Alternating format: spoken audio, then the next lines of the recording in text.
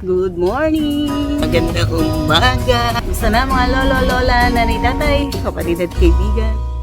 Dito na ngayon yung aming bagong door. And then there is the main gate.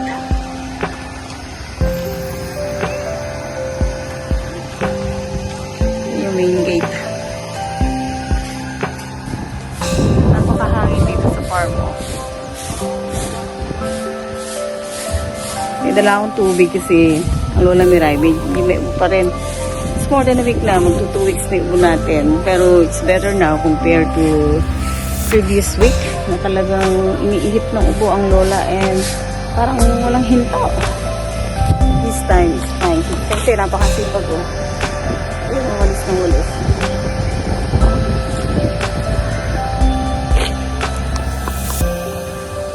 Marami tayong plano dito sa greenhouse pero unti-unti mahirap agad na ma-implement, pero I'm happy na meron tayong greenhouse para sa ating flowering plants at meron na tayong mga naitanim na halaman. Ito yung mga tinanim natin bulaklak, mukhang nakasurvive naman.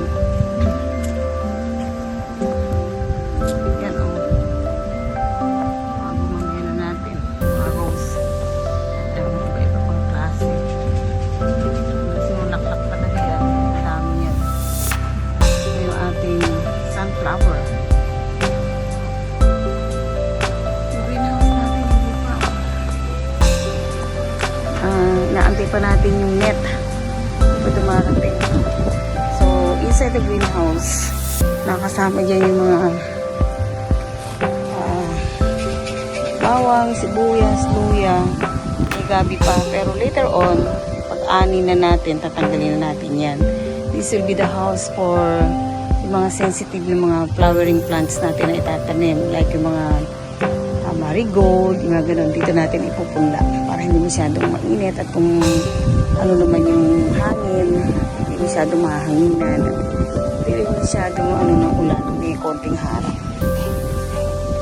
Yung bougainvillea natin yan.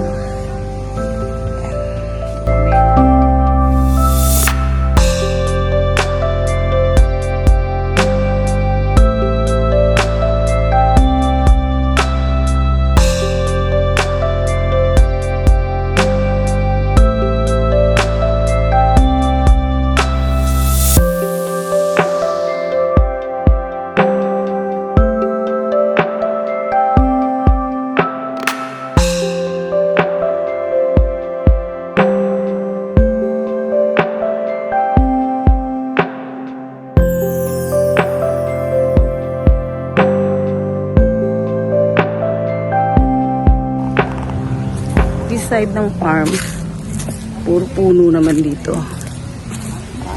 Iba't ibang klase ng fruit-bearing trees.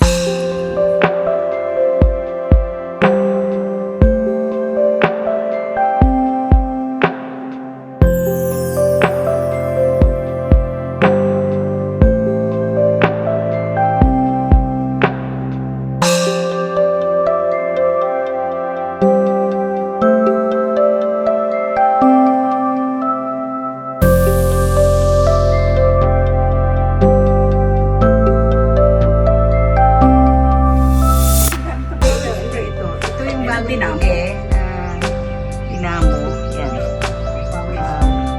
Power spray. At ito pa. Isa pa rin yun sa bibili natin.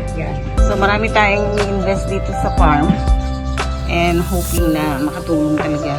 Kasi marami pa tayong planong itatanim. So medyo malinis-linis na. Isang ano pa. Uwi muna tayo magkape, Sanse.